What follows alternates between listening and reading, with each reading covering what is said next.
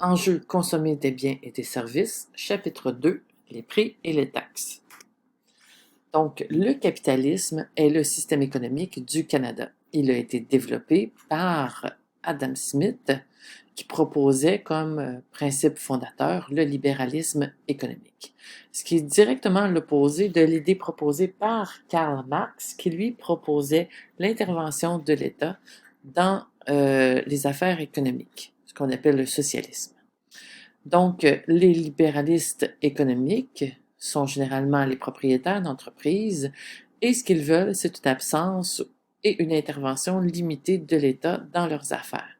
Pourquoi? Eh bien, pour pouvoir maximiser la production à faible coût et donc faire plus de profit. Donc, dans le capitalisme, l'entreprise appartient aux propriétaires. C'est ce qu'on appelle la propriété privée des entreprises et des moyens de production. Les profits n'ont pas de limite et les profits sont la principale source de revenus du propriétaire de l'entreprise. Comment fixe-t-on les prix d'un bien ou d'un service? Eh bien, il y a 3 facteurs à considérer. Est-ce qu'il y a une demande pour le produit? Quels seront les coûts engendrés par la production de ce produit? Et est-ce qu'il y a de la concurrence? Le marché, c'est la rencontre virtuelle entre l'offre et la demande. Donc, quand on parle de l'offre, on parle de l'entreprise privée. Pour l'entreprise privée, ce qu'ils veulent, c'est ça ici. Donc, te vendre la plus grande quantité de produits possible au plus élevé des prix. De l'autre côté, on a la demande qui est représentée par les consommateurs. Eux autres veulent complètement le contraire. Donc, les consommateurs veulent une très, très grande quantité de produits au prix le plus bas possible. Bien, le marché, c'est la rencontre entre les deux lignes. Donc, l'offre et la demande est un mécanisme qui fait en sorte que pour un bien ou un service, la quantité offerte sur le marché et la quantité demandée varient jusqu'à ce qu'elles soient égales. Donc, le fameux point de rencontre. Donc, on a ici la demande. Donc, avec les consommateurs qui se situent ici, donc une très, très grande quantité au plus bas prix possible. On a l'offre avec l'entreprise qui se situe ici, donc les producteurs, les vendeurs, qui veulent nous vendre une très, très grande quantité au prix le plus élevé possible. Et donc, l'offre et la demande, c'est le croisement des deux lignes. Et ici, c'est ce qu'on appelle le prix d'équilibre, c'est-à-dire le prix pour lequel l'offre et la demande sont égales. C'est-à-dire que le consommateur et les producteurs s'entendent sur le même prix. Gabriel n'arrête jamais. L'été, il joue au soccer et l'hiver, il fait du patin. En visitant sa boutique de sport préférée, il constate que le prix des articles varie. Par exemple, les patins sont beaucoup moins chers l'été que l'hiver. Il se demande qu'est-ce qui influence le prix des articles en plus du coût des matériaux, de la main-d'œuvre. En fait, c'est le principe de l'offre et de la demande. L'offre, c'est le nombre de produits disponibles pour la vente. Par exemple, la quantité de patins en magasin. Et la demande, c'est les produits demandés par les acheteurs. Autrement dit, combien de personnes veulent les mêmes patins? En fait, plus un produit est populaire et rare, plus il est cher. Prenons l'exemple des patins. Comme l'hiver est la saison du patin, ils sont plus populaires durant cette période. C'est pourquoi leur prix augmente. L'été, les patins sont moins demandés par les acheteurs. C'est pourquoi leur prix baisse. Ainsi, un produit est souvent en solde pour 2 raisons. Il est moins populaire ou il en reste en grande quantité. Mais au-delà des saisons, beaucoup d'autres facteurs peuvent faire monter les prix. La nouveauté, la mode ou encore la publicité. Gabriel est rusé. Il sait maintenant ce qu'il doit surveiller pour faire les bons choix lors de son magasinage. Donc, 2 phénomènes influencent l'offre et la demande, ainsi que les prix. c'est-à-dire la rareté et les surplus. Plus un objet est rare, plus son prix augmente. C'est un phénomène qui peut être saisonnier, c'est entre autres le cas des fruits et des légumes. Donc en hiver, les prix augmentent parce que les produits sont plus rares. C'est aussi le cas des voitures. Un exemple, une Ferrari va coûter beaucoup plus cher que la Civic, qui est une voiture plus commune. C'est aussi le cas des œuvres d'art. Donc c'est leur unicité, généralement, qui fait gonfler les prix. Il y a également les surplus. Donc plus un objet est en surplus, plus le prix va baisser. C'est un peu à la base de tous les doloramas. Donc, c'est des objets qui sont en très, très grande quantité, donc on peut se permettre de baisser les prix. Ça peut aussi être un phénomène saisonnier, donc à l'automne, les pommes sont en très, très grande quantité, donc pour arriver à attirer le consommateur, eh bien, on va fixer un très bas prix pour pouvoir écouler le stock. C'est aussi le cas des vêtements. On veut s'en débarrasser. Les fins de saison, ce qu'on n'a pas réussi à vendre, ce qui n'a pas réussi à attirer les consommateurs, eh bien, on va baisser le prix pour une dernière tentative. Pourquoi est-ce qu'on paye des taxes? Eh bien, le gouvernement du Québec et du Canada oblige les citoyens à payer des taxes directement à la consommation. Donc, pour le gouvernement québécois, ça représente 19% de leurs revenus. Donc, au Québec et au Canada, on paye les taxes quand on achète un bien et un service et on paye nos impôts directement à la source prélevée sur notre salaire.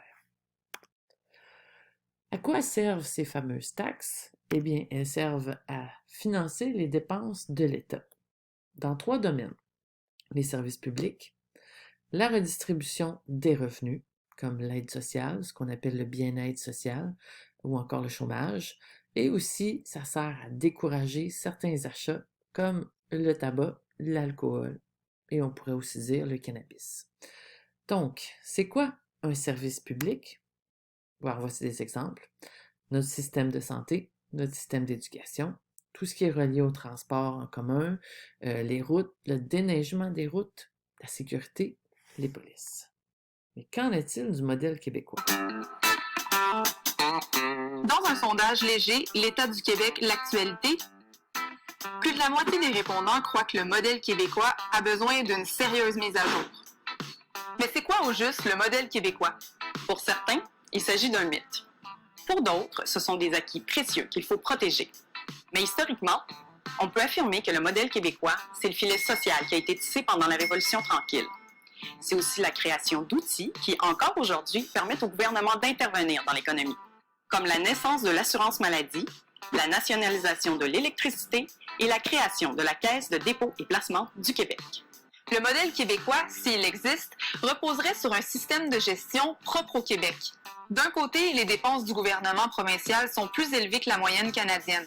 De l'autre, les contribuables québécois payent plus d'impôts et de taxes que ceux des autres provinces canadiennes. Comment expliquer cet écart? L'économiste Pierre Fortin y voit plusieurs causes. D'abord, la dette. Le Québec est la province la plus endettée au pays. Chaque année, il paie 6 milliards de dollars de plus en intérêts que si le poids de sa dette était au même niveau que la moyenne canadienne. C'est donc 6 milliards de moins qui vont dans ses services publics. Il faut dire que nous sommes en mode rattrapage depuis plusieurs années avec nos infrastructures. Elles coûtent cher à entretenir, mais ce sont des actifs que nous devons préserver.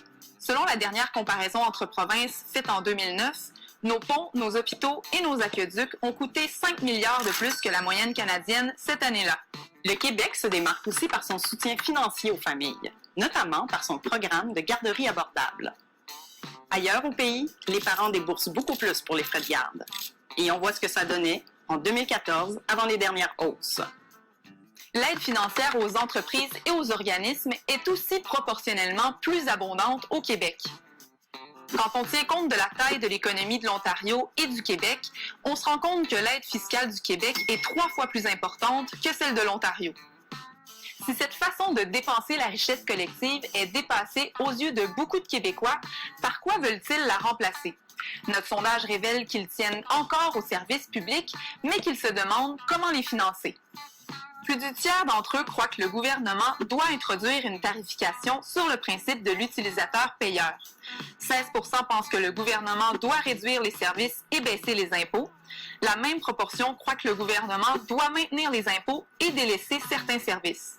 Il y a quand même un 8% des répondants qui veut hausser les impôts pour maintenir les services. Très peu de répondants pensent qu'on ne doit rien changer à la situation actuelle. Et finalement, un Québécois sur 5 ne sait pas quoi faire avec le fameux modèle québécois. Merci d'avoir été à l'écoute. N'oubliez pas de vous abonner à la chaîne YouTube de l'actualité avec le bouton s'abonner juste en bas pour ne rien manquer des prochaines vidéos. En attendant, vous pouvez toujours écouter les anciennes vidéos de l'actualité 101 qui sont juste là.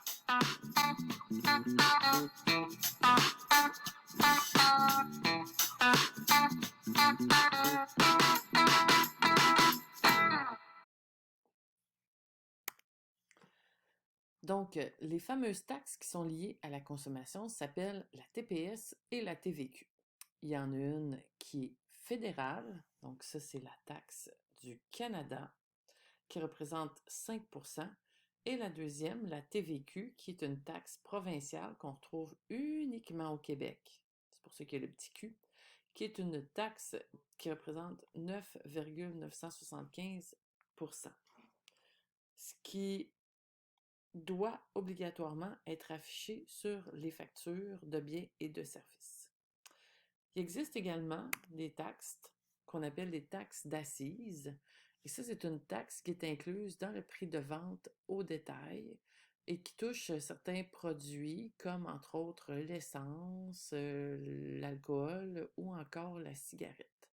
Dans certains cas, comme dans le cas de l'alcool ou de la cigarette, le but est de ralentir la consommation de produits qu'on considère comme nocifs. Donc, c'est un effet dissuasif. Pour te donner un exemple, il y a 33% du prix de la bière qui se trouve à être une taxe.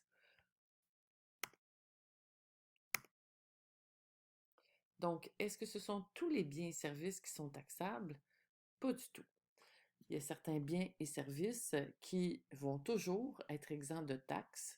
Donc, ici, on parle des soins médicaux, des services dentaires, des médicaments et aussi les services d'enseignement. Il y a les livres qui ont un statut particulier.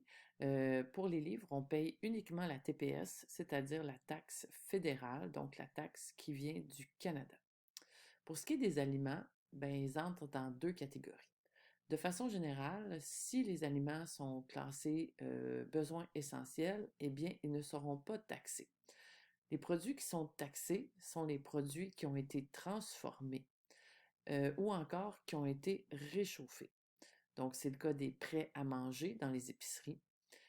Si, entre autres, ce sont des portions individuelles, donc les petits sandwichs qu'on achète déjà faits, qu'on paye à l'unité, à ce moment-là, ça va être des produits qui sont taxables. Ou encore s'ils ont été transformés. C'est-à-dire que si j'achète un sac de grains de café au Tim Hortons, il n'y aura pas de taxe parce que c'est des grains de café qui n'ont subi aucune transformation. Par contre, si j'achète un café au Tim Hortons, là, à ce moment-là, il va y avoir des taxes. Il existe aussi les taxes de recyclage sur les appareils électroménagers, entre autres.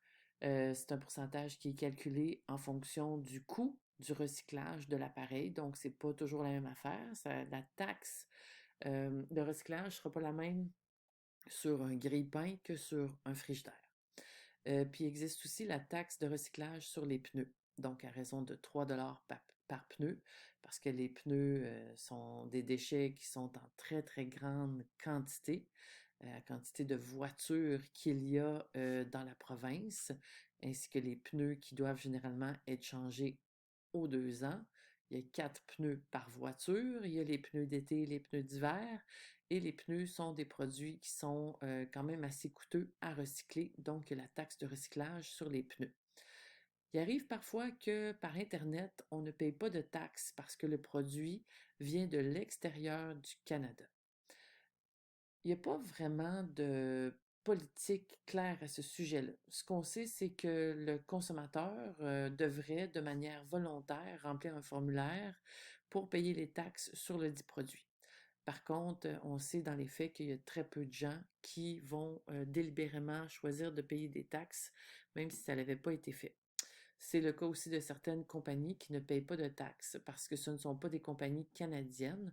On parle ici, mettons, de Netflix, qui offre le service au Canada, mais qui avait été exempté de payer les taxes parce que ce n'était pas une compagnie canadienne.